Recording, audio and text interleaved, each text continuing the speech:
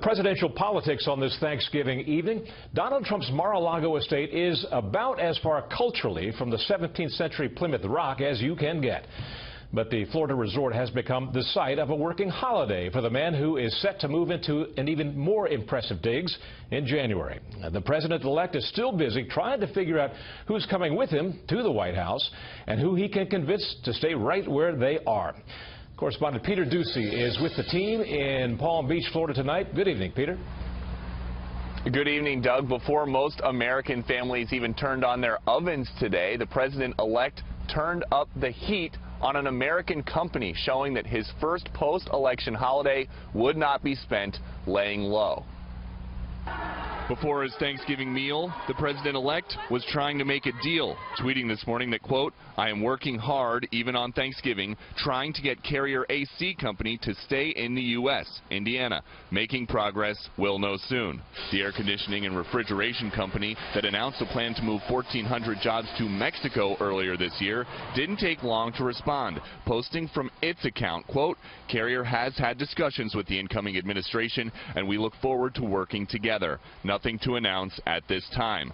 As a candidate, Mr. Trump guessed Carrier would crumble beneath threats of hefty import taxes if they started producing products overseas. Within 24 hours, they will call and say, "Sir, we've decided to stay in the United States. We'll stay in Indiana," or they'll go someplace else, but they're staying in the United States. Also on the president-elect's plate today, trying to figure out who will fill critical cabinet posts, like Secretary of State. Top advisor Kellyanne Conway tweeted today that she's been getting a lot of correspondence from Trump loyalists worried about putting Mitt Romney in that job, and linked to a Politico article listing these backers' concerns about Romney's history of attacks on Trump. Then Conway tweeted, quote, "Kissinger and Schultz as secretaries of state flew around the world less, counseled POTUS close to home more, and were loyal. Good checklist."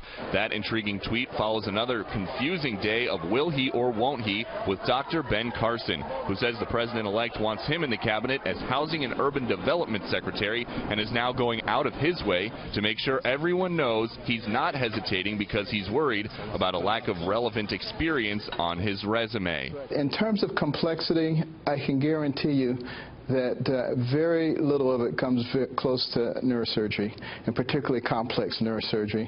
And these things can easily be acquired. More than 2 weeks after winning the election, Trump acknowledges that not everybody accepts the results, but he's asking for help from people who voted for him and people who didn't in uniting with this Thanksgiving address. It's my prayer that on this Thanksgiving, we begin to heal our divisions and move forward as one country, strengthened by shared purpose and very, very common resolve. In declaring this national holiday, President Lincoln called upon Americans to speak with one voice and one heart. That's just what we have to do.